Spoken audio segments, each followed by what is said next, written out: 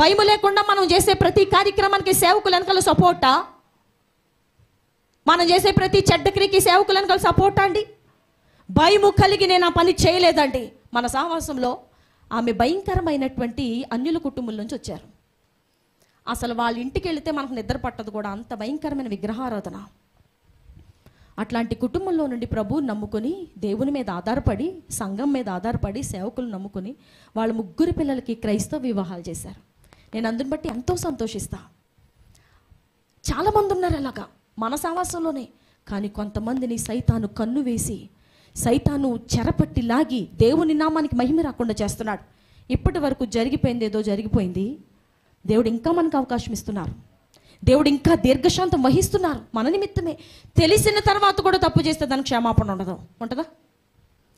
మన పిల్లవాడు తెలియక తప్పు చేసినప్పుడు 2 డేస్ వదిలేస్తాం.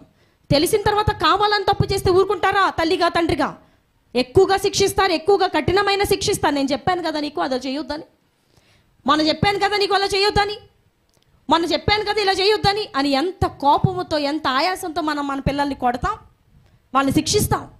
యేసుప్రభువారు అయినటువంటి మన దేవుడు కూడా చెప్తున్నారు అనేక సందర్భాలు, ఇలా చేయొద్దు, అది నీకు ఆశీర్వాదం కాదు, అది నీకు ఆశీర్వాదం కాదు, అది నీ బిడ్డలకు ఆశీర్వాదం కాదు.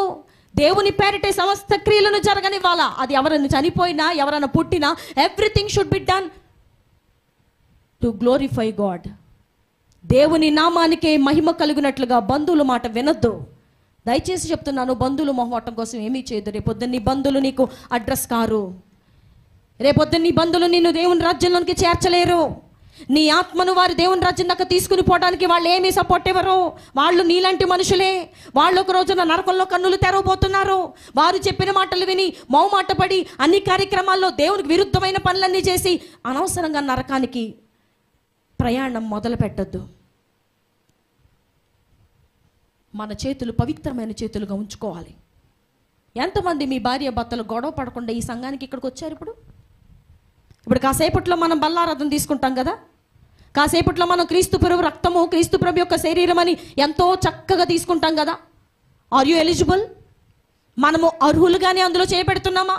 నేను ఈ వారం అంతట్లో, లేకపోతే ఈ నెలంతట్లో, గత బల్లారాధన నుంచి ఇప్పటి వరకు నా తల్లితో కానీ, నా తండ్రితో కానీ, నా భర్తతో కానీ, నా కుటుంబంతో కానీ ఎవరితో నాకు ఎలాంటి భేదము లేదండి. నేను ఎవరితోనూ గొడవ పడలేదండి. నేను ఎక్కడ ముఖం మార్చుకుని జీవించలేదండి. ప్రతి దాంట్లో జయించుకుంటూ వచ్చానండి. నాకట్టి శక్తిని ప్రభు ఇచ్చారండి. How many of you can testify? ఎంతమంది మీలో సాక్ష్యం ఇవ్వగలరు? ఎంతమంది పవిత్రులుగా ఉన్నామని నోటి ద్వారా సాక్ష్యం ఇచ్చి అనేకుల్ని బలపరచగలరు? ఏది మనలో సాక్ష్యమో? బల్లారాధనలో చేపెడుతున్నప్పుడు సేవకులకు తెలీదు మన స్థితి ఏమిటో. మనల్ని చూస్తున్నటువంటి దేవుడు దాన్ని చూస్తున్నారు. ఏయ్, నీ హృదయము నా ఎదుట సరైనది కాదు. నువ్వెందుకు బల్లలో చేపెడుతున్నావు? సినిమా జీవితాన్ని జయించావా? సీరియల్స్ని జయించావా? సినిమా మనుషులు వేషాలు వేసుకుని రకరకాలైన షోలు నడుపుతున్నారు. ఆ షోలన్నీ చూస్తూ నువ్వు బల్లలో చెయ్యి ఎట్లా పెడతావు? మనస్సాక్షి లోపల గద్దిస్తూ ఉంది. మనస్సాక్షి లోపల ప్రశ్న వేస్తూ ఉంది. ఎంతమంది మీలో ప్రశ్నించబడుతున్నారు ఈ సమయంలో నాకు తెలియదు. కాసేపట్లో మనం దేవుని బల్లారాధన తీసుకోబోతున్నాం. ఎంతమంది అర్హులుగా, పరిశుద్ధులుగా ఇక్కడికి వచ్చారు? ఎంతమంది మీ హృదయంలో కడుక్కోవడానికి ఇష్టపడుతున్నారు? అన్నం తినేటప్పుడు టీవీ చూసేసి, పని చేసుకుంటున్నప్పుడు సీరియల్ చూసేసి, ముసుకేసేసుకొని యేసు ప్రభు రక్తం అండి, శరీరం అండి, మళ్ళీ అప్పుడు ఏడ్చుకుంటా. ఎందుకు ఉపయోగం అండి? What is the use of participating in that? అసలు దాని విలువ, దాని యొక్క పరిస్థితి ఏంటో మనకు తెలియట్లా. ఎలా వచ్చి తీసుకున్నా పర్వాలేదు, ఎలా ఇష్టం వచ్చినట్టు పంది బురదలో డొల్లినట్టు లోకంలో మనం డొల్లి ఎక్కడ పడితే అక్కడ తిరిగి, ఏం మాట్లాడబడితే ఆ మాటలు మాట్లాడి, ఏమి చూడాలంటే అది చూసి, ఏమి తినాలంటే అది తిని వచ్చి ఇక్కడ బల్లారాధన తీసుకోవటం. మనుషులు కడుపులో కొంచెమైనా భయం ఉన్నదా? కొంచెమైనా మనిషి దేవునికి భయపడుతున్నాడా అంటే ఏ మాత్రము భయం లేదండి. నీ కన్నులను పవిత్రంగా కాపాడుకునే దేవుని మందిరానికి వచ్చావా ప్రియ సహోదరి, సహోదరుడా? సభాముఖంగా దేవుడు మనందరినీ ప్రశ్నిస్తున్నారు. నీ కన్నులకు దేవుని భయం అనే కాపుదల పెట్టుకునే దేవుని యొక్క మందిరంలో బల్లారాధనకు సిద్ధపడుతున్నావా? అసూయ అనేది నీ హృదయంలో లేకుండా పవిత్రంగా కాపాడుకోగలుగుతున్నావా? ఎదుటివారిని చూసి మత్సరపడకుండా, ఎదుటివారిని చూసి ఈర్ష్యపడకుండా, ఎదుటివారి బిడ్డలను చూసి ఈర్ష్యపడకుండా, కోపపడకుండా, భర్తను ప్రేమిస్తూ క్షమిస్తూ ఉన్న హృదయముతోనే బల్లారాధన తీసుకోగలుగుతామా మనము?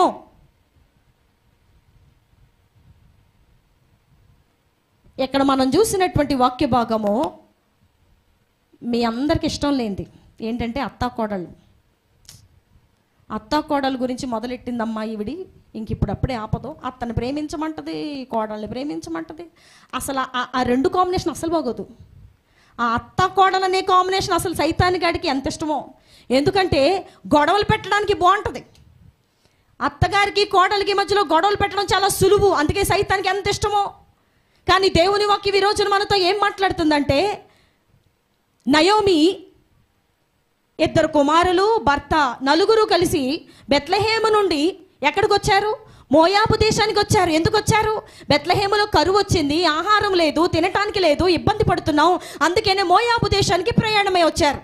వచ్చిన తర్వాత చాలా సాడ్ న్యూస్ ఏంటంటే, నయోమి యొక్క భర్త చనిపోయారు, నయోమి యొక్క 2 మగపిల్లలు చనిపోయారు. ఇప్పుడు ఆమె ఒంటరిగా మిగిలిపోయారు, ఒక స్త్రీ. కాకపోతే తాను తన కుమారులకి వివాహం చేసినటువంటి 2 కోడళ్ళు తనతో మిగిలి ఉన్నారు. ఒక ఆమె పేరు ఓర్పా, ఇంకొక ఆమె పేరు రూతు. ఇప్పుడు మొత్తానికి పురుషులందరూ చనిపోయారు, ఇంట్లో స్త్రీలు మాత్రమే మిగిలారు, నయోమి, ఓర్పా, రూతు. నయోమి వారిని చూసి అంటున్నారు, అమ్మా ఇక నా పరిస్థితి అయిపోయింది, నా భర్త చనిపోయాడు, ఇదిగో మీ భర్తలు చనిపోయారు, ఇక మీరు విధవరాళ్ళు, నేను విధవరాలనే, ఇక నాతో పాటు వస్తే మీకేం దొరుకుద్ది? నేను ఎక్కడో చోట తల దాచుకొని మా బంధువుల దగ్గరికి పోతా, కొంచెం ముద్ద పెడితే తినేసి ఇక నా తను వెళ్ళేదాకా నేను ఎక్కడో చోట గడుపుతా. కానీ మీరు యవన కాలంలో ఉన్నారు, మీరు మంచి వయసులో ఉన్నారు, ఇంకా పెళ్ళాజల్లా లేరు, మీరు లోకంలోనికి వెళ్ళిపోయి మీ తల్లి ఇంటికి వెళ్ళిపోయి వేరే మ్యారేజ్లు చేసుకొని, వేరే వివాహం చేసుకొని, హ్యాపీగా పిల్లల్ని కని మీ కుటుంబాన్ని కొనసాగించుకోండి. ఎంత మంచి అవకాశం, ఎంత మేలు ఆలోచించారండి నయోమి. మీరు నాతోనే ఉండాలి, నాకు వండి పెట్టాలి, అనవసరంగా నేను మిమ్మల్ని చేసుకున్నానని ఎత్తి పడవలేదు. కానీ ఆమె మంచి అవకాశం ఇచ్చారు. వెళ్ళండి అమ్మా, మీ తల్లి ఇంటికి వెళ్ళండి, మీ అమ్మా నాన్న దగ్గరికి వెళ్ళిపోండి, మీరు ఇంకొక వివాహం చేసుకోండి, నేనేమీ చేయలేను. కానీ అట్లాంటి అత్తగారులు ఈ రోజుల్లో ఉన్నారా అనేది డౌట్. కోడలి పక్షముగా మాట్లాడే అత్తగారులు, కోడలిని కూతురులాగా ప్రేమించే అత్తగారులు, కోడలిని ఒక మాట అనకుండా చెంగుచాటున వాళ్ళ తల్లి ఎలా పెంచారో, నేను కూడా ఇక్కడ తల్లిని కాబట్టి ఈ నా కోడలి అనగా ఈ నా కుమార్తెను నేను అలాగూ పెంచాలని అనుకునే అత్తగారులు, నయోమీలు ఉన్నారా? నయోమీలు ఉన్నారా? ఇక్కడ చూస్తున్నటువంటి ఈ నయోమి గారు, అత్తగారు, మీ 2 వల్లే నా కుమారులు చనిపోయారు, మీ పాదం మంచిది కాదు, మీ అడుగు పెట్టారు అంతే నా కుటుంబం నాశనం అయిపోయింది, రకరకాల చదివింపులు చదవలేదండి. ఆమె అంటున్నారు, అమ్మా మీరు మీ పుట్టింటికి వెళ్ళిపోండి, మీకు ఇష్టమైనట్టుగా మీరు బ్రతకండి, నేనే మీకు ఆంక్షలు పెట్టను, మీకేమి నేను స్ట్రిక్ట్గా ఇక్కడే ఉండనని చెప్పను. ఎంత మంచి మనసు అండి ఆమెది. తన కుమార్తె అలా ఉంటే ఆమె అలా వదిలిపెట్టరు కదా, తన కోడల పక్షంగా కూడా అలా మాట్లాడుతున్నారు. ఈ రోజున వచ్చిన గొడవ తిప్పలు ఎక్కడ? కూతురుకు ఒకలాగా, కోడలికి ఒకలాగా. కూతురు బిడ్డలు అయితే ఏమి చేసినా పర్వాలేదు, కోడల బిడ్డలు ఏమి చేసినా చాలా కోపం, చాలా ఆయాసం. ఎవరిని వంక పెట్టుకుని తిట్టాలో తెలియక ఆ భర్త మీద పడిపోతూ ఉంటారు, ఆ పిల్లల మీద పడిపోతూ ఉంటారు, పక్కోళ్ళ మీద పడిపోతూ ఉంటారు. ఇక ఇంట్లో రణరంగమే రణరంగం. ఏమ్మా అత్తలు కోడళ్ళు వింటున్నారా? మీరు ఎంత చెప్పినా మా అత్త కోడళ్ళకి మధ్యలో పచ్చగడ్డేస్తే బగ్గుమని పొద్దండి. ఇప్పుడు మేము ఇలా ఉండడమే బాగుంటుందండి, ఇలా ఉంటేనే మేము చాలా హ్యాపీగా ఉంటున్నాం. నేను మా కోడలతో మాట్లాడినండి, అయిపోయి నాకు చాలా ప్రెస్టీజియస్ ఫీలింగ్, ఈగో ఫీలింగ్. నేను అలా మాట్లాడాను సుమా, నేనెందుకు తగ్గి మాట్లాడాలి నా కోడల దగ్గరికి పోయి, నేనెందుకు తగ్గి మాట్లాడాలి నా అల్లుడి దగ్గరికి పోయి, నేనెవరిని, నా చేతి నిండా డబ్బు ఉంది, నేనేం మాట్లాడను. అట్లాంటి వారు బల్లారాధనలో పాల్గొనవచ్చా?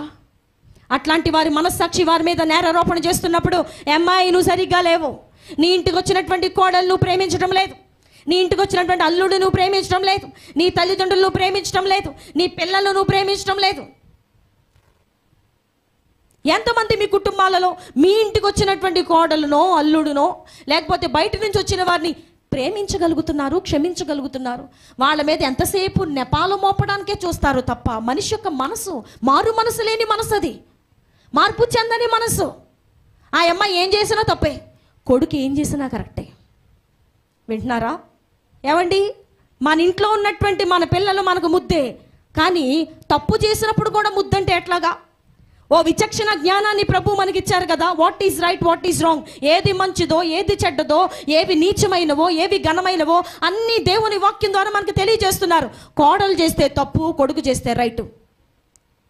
అయినా ఏంటండి ఆ అమ్మాయి వేరే వాళ్ళతో ఎవరితోనో మాట్లాడుతుందంట. మరి నీ కొడుకు సంగతి ఏంటి? నీ యొక్క సొంత కుమారుని సంగతి ఏంటి? నీ కొడుకు ఎవరితోనన్నా మాట్లాడొచ్చు, ఎవరితోనన్నా ఫోన్ సంభాషణ చేయొచ్చు, ఏ అమ్మాయితో అన్నా ఫ్రీగా మాట్లాడొచ్చు. ఆ అబ్బాయి నీతిమంతుడు. ఇంటికొచ్చిన కోడలు ఒక పాల అబ్బాయితో కొంచెం చిన్నగా మాట్లాడినందుకు అనుమానపడుతున్నాం, అప్పటి నుంచి సాధించేస్తున్నాం. ఇది దేవుని యొక్క పిల్లల లక్షణమా అండి?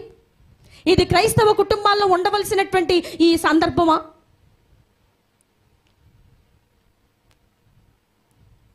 ఇక్కడ చూస్తున్నటువంటి అత్తగారు నయోమి ఎంత మంచి మనసు అండి అసలు. ఆమెకు దొరికిన ఇద్దరు కోడళ్ళు కూడా మీరు మీ పుట్టింటికి వెళ్ళిపోండి అని చెప్పి నయోమి చెప్పినప్పుడు మేము నీతో పాటే వస్తామంటున్నారు. ఇద్దరు ఉన్నారు, ఓర్ఫా రూతు, ఇద్దరు కూడా అమ్మా మేము ఇంకెళ్ళాం, మీతో పాటే వస్తాం. వాళ్ళది ఎంత మంచి మనసో చూడండి. నీ కడుపును పుట్టిన ఇద్దరు కుమారులకి అంత జబ్బు ఎక్కడి నుంచి వచ్చింది? అనవసరంగా పెళ్లి చేసుకున్నాం, అనవసరంగా రెండో పెళ్ళని మాట పడింది మాకు, అనవసరంగా. ఎన్ని తిట్టొచ్చండి అసలు. ఈ రోజుల్లో అదే సందర్భం జరిగితే ఎన్ని తిట్టుకుంటారు, ఎన్ని రకాలుగా కేసులు పెట్టుకుంటారు, ఎన్ని రకాలుగా తిరుగుతారు. నీ కడుపు మంచిది కాదు, నీ కడుపు నుంచి వచ్చిన ఇద్దరు పిల్లలు మంచోళ్ళు కాదు, జబ్బు వాళ్ళు, వాళ్ళకి ఆరోగ్యం లేదు, జబ్బోళ్ళు తీసుకొచ్చి నాకు పెళ్లి చేసావు అని రకరకాలుగా నోరెత్తి మాట్లాడుతుంది ఈ రోజున లోకం. కానీ ఆ రోజున ఆ ఇద్దరి దేవుని పిల్లలు మీరు ఎక్కడికి వెళ్తే మేము కూడా అక్కడికే వస్తామన్నారు. నయోమి గట్టిగా చెప్పి వారించటంతో ఓర్పా ముద్దు పెట్టుకుని వెళ్ళిపోయారు. ఈ రోజుల్లో క్రైస్తవులు రెండు రకాలు, ఒకటి ఓర్పా, ఇంకోటి రూతు. వీళ్ళిద్దరూ క్రైస్తవులే, ఇద్దరు దేవుని పిల్లలే. ఇద్దరు అత్తగారితో ఏం చెప్పారంటే చూడండి, రూతు గ్రంథం 1వ అధ్యాయము ఏమని అంటున్నారు ఇద్దరు అన్నారు మాట చూద్దాం. 10వ వచనం చూడండి. రూతు గ్రంథము 1వ అధ్యాయం 10వ వచనం. అంతటా వారు ఎలుగెత్తి ఏడ్చి నీ ప్రజల యొద్దకు నీతో కూడా వచ్చేదేమని ఆమెతో చెప్పగా చాలు. వారట ఎలా ఏడ్చారు? ఎలుగెత్తి ఏడ్చారు. నయోమిని పట్టుకుని ఓర్పా రూతు ఇద్దరు గట్టి గట్టిగా ఏడ్చి అమ్మా నీ ప్రజల యొద్దకే వస్తాం మేము. ఎంత మంచి మనసు. ఈ రోజున సంఘాల్లో కూడా రెండు రకాల మనుషులు ఉంటారు. ఒకళ్ళు ఓర్పా రూతు ఇద్దరు కలిసి ఏడ్చి నిన్ను వదిలిపెట్టమని చెప్పారు. కొంత శ్రమ ఇంకొంచెం ముందుకెళ్ళగానే, నయోమి ఇంకొంచెం ఫోర్స్ చేయగానే, ఎందుకులే అమ్మా ఇక ఇక్కడ ఉంటే మీకే ఉంటుందిలే, మీరు అనవసరంగా మీ జీవితాలు వేస్ట్ చేసుకోవడం ఎందుకు, ఎక్కడుండి మళ్ళీ తప్పైన రిలేషన్లో ఉంటే నాకు చెడ్డ పేరు, మీరు వెళ్ళి మ్యారేజ్లు చేసుకోండి, ఏమైంది ఇప్పుడు హస్బెండ్ చనిపోయినప్పుడు ఇంకొక పెళ్లి చేసుకోవడం తప్పేముంది, ఏమీ లేదు, వెళ్ళిపోండి మీరు అని చెప్పగానే ఒక టికెట్ ఊడిపోయింది. అప్పుడే అతకనట్టుగా ఉన్నటువంటి క్రైస్తవులు అతికినట్టు కనబడతారు. నయోమి దగ్గరికి వచ్చి అమ్మా ఏడ్చుకుంటూ నేను నిన్ను వదిలిపెట్టిన నీ ప్రజల దగ్గరికే వస్తా అన్నట్టు అన్నారే కానీ ఓర్పా కొంచెం ఫోర్స్ చేయగానే తన స్వజనుల దగ్గరికి వెళ్ళిపోయారు. కానీ ఇంకొక రకం క్రైస్తవులు ఉన్నారు, ఎవరో తెలుసా? రూతు లాంటి వారు. ఈ రూతు లాంటి వారు ఏమని అంటున్నారు? అసలు ఎంత పెద్ద చిట్టా చదివారో చూడండి. ఆమె అత్తగారు నేను నీతో పాటే ఉంటానని ఒక మాట చెప్పొచ్చు కదా. రూతు చెప్పిన మాట తరములకు ప్రతి క్రైస్తవుడు దేవునితో చేయవలసినటువంటి నిబంధన. నీ జనమే నా జనము. ఏదండి నయోమికి అసలు జనం ఎవరు ఉన్నారండి అక్కడ? ఒంటరి కత్తిగా ఉండి విధవరాలై ఉండి ఆమెను చూసి ఎవరు చూడాలా, ఆమె బాత్రూమ్కి వెళ్తే ఎవరు కడగాల, ఇవన్నీ చిరాకు కదా. ఆమె జనమే నా జనం అనుకోవటానికి అసలు ఎంత ఇష్టపడుతున్నారండి రూతు. ఇంకొక జనం అంటుంది అత్తగారిని ముద్దు పెట్టుకుని బాయ్ బాయ్ నయోమి గారు, I'm going to my family, నేను నా స్వజనుల దగ్గరికి నా కుటుంబం దగ్గరికి వెళ్ళిపోతున్నాను, ఇక మీకు నాకు సంబంధం లేదు, అంటే లోకంలోకి వెళ్ళిపోతున్నాను, మీకు నాకు సంబంధం లేదు. కానీ రూత్ అంటున్నారు నీ జనమే నా జనము, నీ దేవుడే నా దేవుడు. ఇంకా ఆగలేదామే, నువ్వెక్కడికి వెళ్తావో నేను అక్కడికే వస్తాను, నువ్వెక్కడ మృతి పొందుతావో. అంటే ఇప్పుడు నయోమి చనిపోయిన రోజునే రూత్ కూడా చనిపోవాలని ఫీల్ అవుతున్నారా? ఎప్పుడు చనిపోయినా నయోమిని ఎక్కడ పాతి పెట్టారా, నన్ను అక్కడే పాతి పెట్టండి. ఏమిటండి ప్రేమ? ఈ రోజుల్లో ఇట్లాంటి అత్త కోడలు ఎక్కడైనా చూడగలమా? ఆమె ఎక్కడుంటే నేను అక్కడే ఉంటాను అనేవారు కాదు. మా అత్తగారు పక్కింట్లో ఉంటే నేను సపరేట్గా ఇంట్లో ఉంటా, మమ్మల్ని అర్జెంటుగా వేరు పెట్టేయండి, మమ్మల్ని అర్జెంటుగా వేరు పెట్టేయండి. అదేంటమ్మా, ఇప్పటి వరకు కొడుకు మేము అందరం కలిసి ఉండి ఒకే సంపాదనలో అందరం కలిసి వండుకున్నాం తిన్నాం, మరి అందరం అర్జెంటుగా మమ్మల్ని ఏం చేయండి, వేరు పెట్టండి. ఎక్కడెక్కడ పెట్టొద్దు, వేరే దేశంలో పెట్టండి, వేరే ఊర్లో పెట్టండి. నేను మా ఆయన మా పిల్లలు వండుకొని తింటాం. ఎందుకు? మా అత్తగారంటే నాకు పడదు. ఇక్కడ రూతు నయోమిల సంభాషణ చూడండి. నువ్వెక్కడికి వెళ్తే నేను అక్కడికే వస్తా, నువ్వెక్కడ పడుకుంటే నేను అక్కడే పడుకుంటా, నువ్వేమి తింటావో అదే నేను తింటా, నువ్వేమి చేస్తావో నేను అదే చేస్తా. ఏమి మనసు అండి అది? ఎలాంటి ప్రేమతో ముడి వేసుకున్నటువంటి మనసు అండి అది. ఈ రోజున సంఘముతో అలాంటి ముడి వేసుకున్న అనుభవం మనకుంటే ఎంత మంచిది. ఏమండి సేవకులు, మీరు ఎక్కడుంటే మేము అక్కడే ఉంటామండి. మన సాహసంలో నిజంగా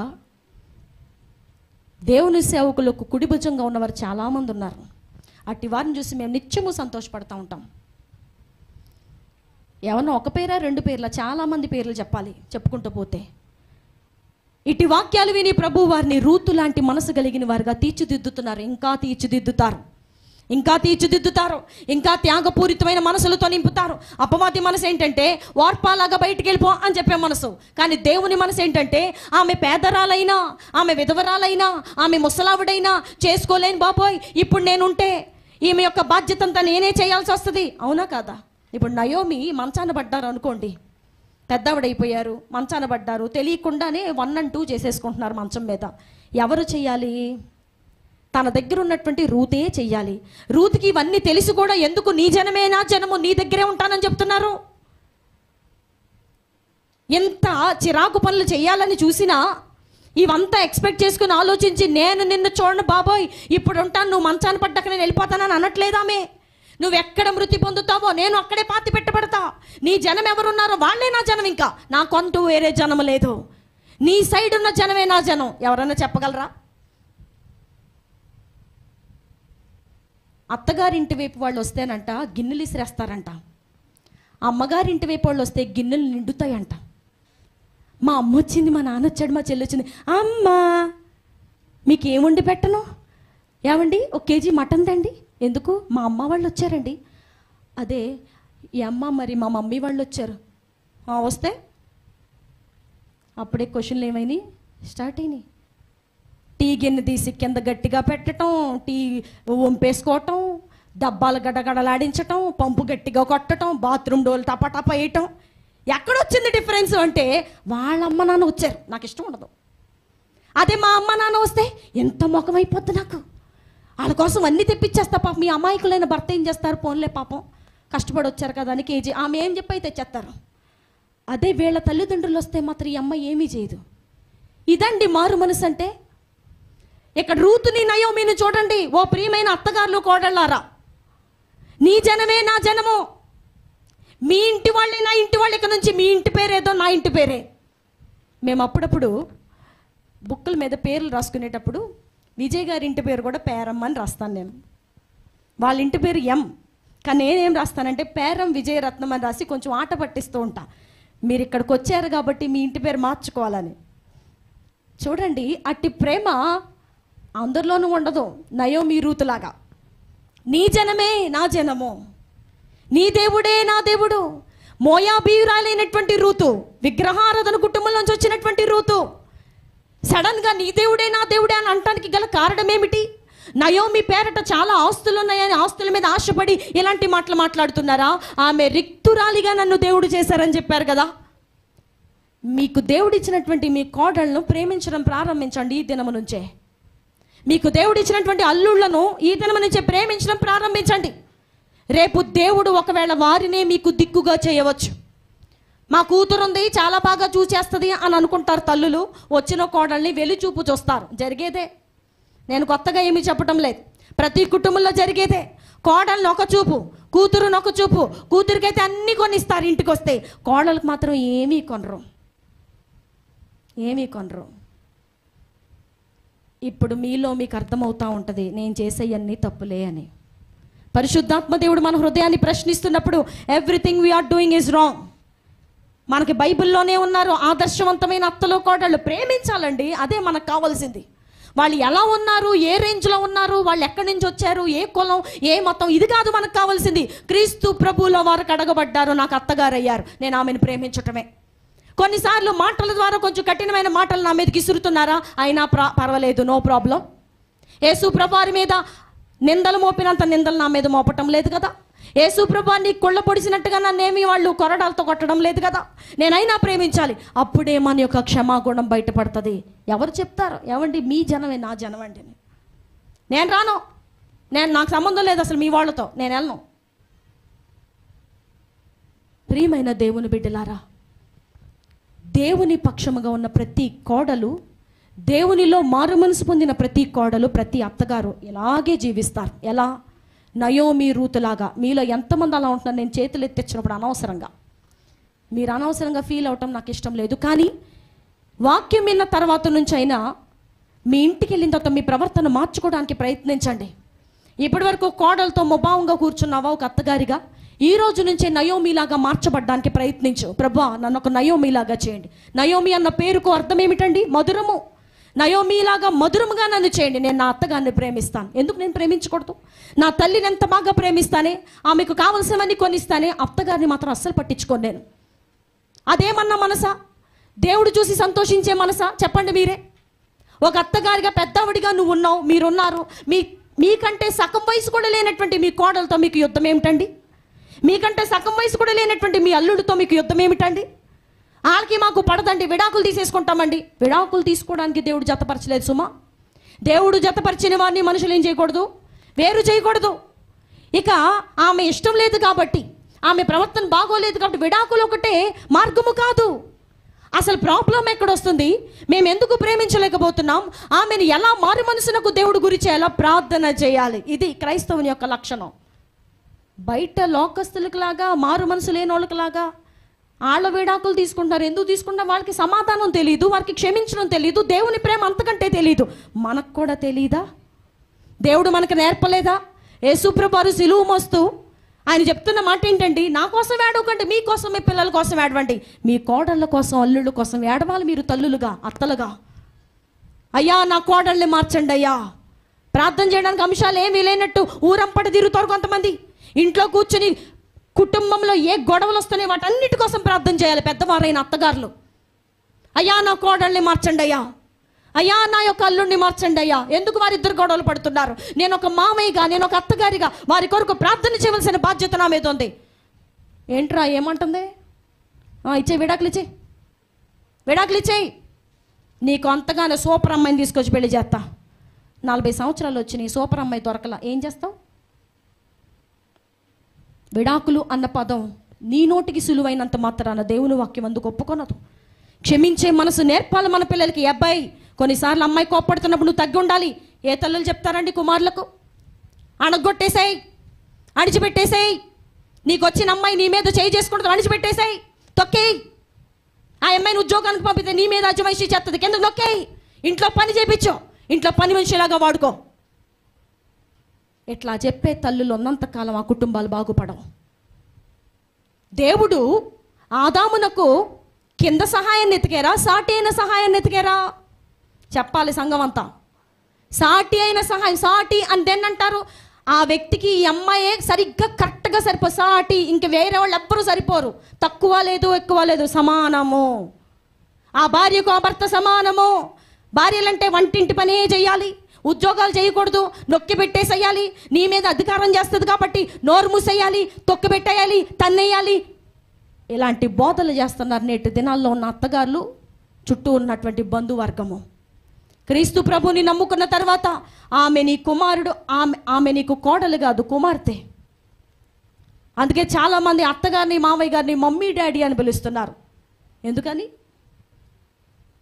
ఆ ప్రేమ. నా తల్లిదండ్రులు ఎంతో, ఆయన తల్లిదండ్రులు కూడా నాకు అమ్మా నాన్న అవుతారు కదా. శరీరంలో సగ భాగము అత్తగారు అవదుగా, అమ్మా నాన్నే అవుతారు అనుకుని అమ్మా నాన్న అని పిలుస్తున్నారు. ఆ ప్రేమ మనుషుల్లో కావాలండి. అలా ఉన్నప్పటికీ గొడవలు దేనికి? మీరు ఒక రోజున నిలబడి సంఘంలో సాక్ష్యం ఇవ్వాలి. ఏమనంటే, నాకు 2 కొడుకులండి, లేకపోతే 1 కొడుకు 1 కోడలు, నేను మా కోడలు ఎప్పుడు గొడవ పడలేదండి. ఇది సంఘాన్ని సవాలు చేసే సాక్ష్యం. అది సంఘంలో ఉన్న ప్రతి ఒక్కరిని ఒక ఫైర్ మీదకు తీసుకొచ్చే సాక్ష్యం. అది మా కోళ్ళండి కొంచెం గొడవలైనయండి. మాకు ఎందుకని గొడవలు? అందుకని పుట్టింటికి వెళ్ళి అసలు ఇలాంటి సవీసారం లేని సాక్ష్యాలు మన సాహసంలో పడకూడదు. ప్రతి ఒక్కరిలో క్షమించే గుణం. ఈ రోజు వరకు ఎడమొఖం పెడమొఖంగా ఉన్న వాళ్ళు మార్పు చెందాలి. మార్పు చెందని ఎడలను బల్లారథం తీసుకోవడానికి అర్హుడవు, అర్హురాలు కాదు. అది పవిత్రమైనది, హృదయానికి సంబంధించినది. పైకి మాట్లాడుతున్నట్టు కనబడి లోపల అదో రకమైనటువంటి మనసుతో నింపబడి, కోపముతో నింపబడి, ఆయాసంతో నింపబడి, ఆమెంటే పడకుండా, ఆయనంటే పడకుండా గొడవలతో ఉండి బల్లారథంలో చేపెట్టొద్దు. అది చేపెట్టినంత మాత్రం ఉపయోగం లేదు. క్షమించే మనసు. ఒక తల్లిగా అత్తగారిని ప్రేమించాలి, ఒక తండ్రిగా మావి గారిని ప్రేమించాలి, అల్లుడిని ప్రేమించాలి, కోడల్ని ప్రేమించాలి, వారి అవసరతలన్నీ తెలుసుకోవాలి. వినిన వాక్యాన్ని దేవుడు మన హృదయాలలో పదిలపరిచి దీవించునుగాక. ఆమేన్.